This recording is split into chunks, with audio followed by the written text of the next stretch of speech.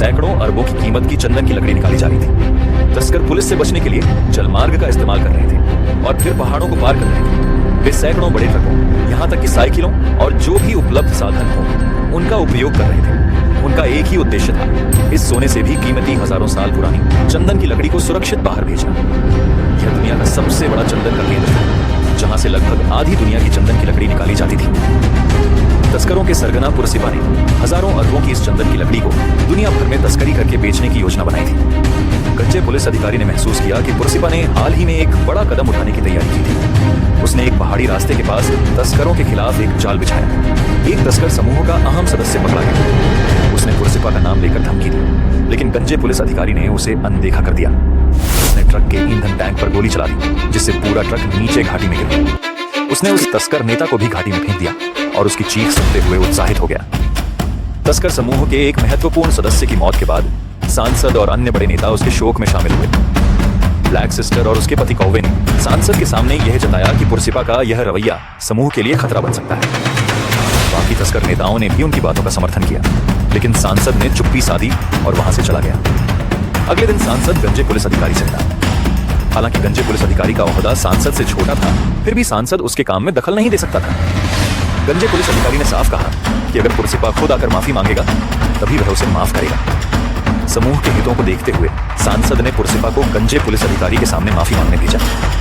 तस्करों के नेताओं की बैठक में सभी की निगाहों के सामने पुरसिपा ने अपनी इज्जत को किनारे रखते हुए माफी मांगी। ब्लैक सिस्टर और कौवा को लगा था कि पुरसिपा यह कदम नहीं उठाएगा, लेकिन उनकी उम्मीदों के विपरीत उसने माफी मांग ली। गंजे पुलिस अधिकारी ने इस माफी को कैमरे पर रिकॉर्ड कर लिया, जिससे पुरसिपा की और बेइज्जती हो गई। लेकिन पुरसिपा ने इसका बदला लेने की ठानी। उसने गंजे पुलिस अधिकारी की गाड़ी को पानी की टंकी में गिरवा दिया और टंकी को भरने लगा। सांसद ने तुरंत उसे बाहर निकालने के लिए माफी मांगनी शुरू की। गंजे पुलिस अधिकारी ने गुस्से में पुरसिपा को मारने की धमकी दी, लेकिन पुरसिपा ने भी बंदूक निकाल ली। दोनों ओर के लोग उन्हें रोकने के लिए बीच में कूद पड़े। ब्लैक सिस्टर ने गंजे पुलिस अधिकारी को भड़काया ताकि वह पुरसिपा को मारकर अपने भाई की मौत का बदला ले सके।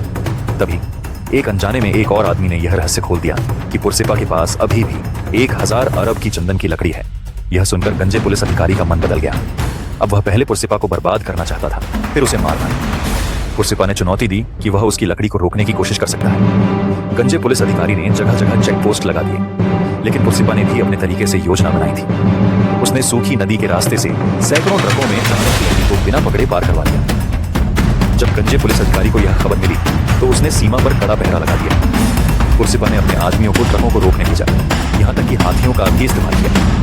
लेकिन गंजे पुलिस अधिकारी ने एक अकेले शॉटगन से सारे ट्रकों को रोक दिया।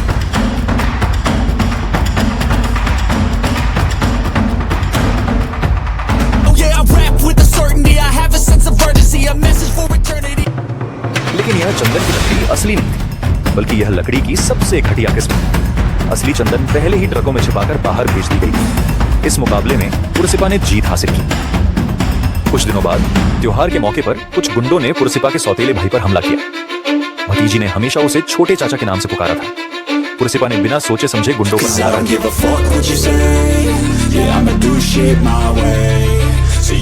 जब उसके लोग उसे मदद देने आए तो पुरसिपा ने उन्हें रोक दिया, क्योंकि वह खुद इन गुंडों को सबक सिखाना चाहता था।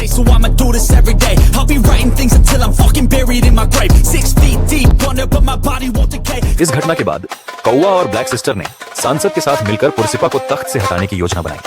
वे पुरसिपा और सांसद की साजिश को उजागर करना चाहते थे। प्रधान ने गंजे पुलिस अधिकारी को पूरी ताकत दी, जिससे वह पुरसिपा की गतिविधियों को रोक सके।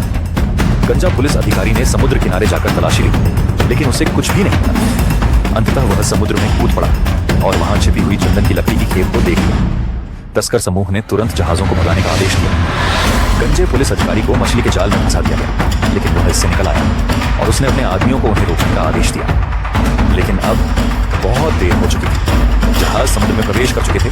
पुरसिपा ने इस बार फिर सफलता हासिल की। कुछ दिनों बाद चंदन की लकड़ी का व्यापार हुआ और भारी मात्रा में नकदी का आदान प्रदान हुआ। यह पैसा सांसद की जीत में मददगार साबित हुआ और वह नए प्रधानमंत्री बन गए। पुरसिपा को अब और भी ज्यादा ताकत हुई। अंततः पुरसिपा के जीवन में एक और बड़ी घटना घटी, जब उसकी सौतेली भाभी ने आकर उससे मदद की गुहार लगाई। उसकी भतीजी का अपहरण हो गया था और फिरौती में 20 करोड़ मांगे गए थे। पुरसिपा, जिसे अपने सौतेले भाई ने कभी नहीं अपनाया था, ने पहले ठंडे दिल से इसे अनदेखा किया, लेकिन अंत में उसने अपनी शॉटगन उठाई और अपहरणकर्ताओं से निपटने के लिए खुद निकल पड़ा। पुरसिपा ने टीवी पर लाइव आकर धमकी दी कि अगर उसकी भतीजी को समय पर नहीं छोड़ा गया तो अंजाम बहुत बुरा होगा। उसने पूरे देश को इस घटना में शामिल कर दिया। पुरसिपा की धमकी ने अपहरणकर्ताओं को हिला दिया। वह अपने सारे पैसे लेकर सीधा अपहरणकर्ताओं के ठिकाने पर पहुंचा, जहां उसने अपनी भतीजी को छुड़ा लिया। 'Cause I don't give a fuck what you say. Yeah, I'ma do shit my way. So you can go kick rocks, I'ma stack bricks up, build what I want to make. Yo, I got a lot of shit to say, so I'ma do this every day. I'll be writing things till I'm fucking buried in my grave, 6 feet deep.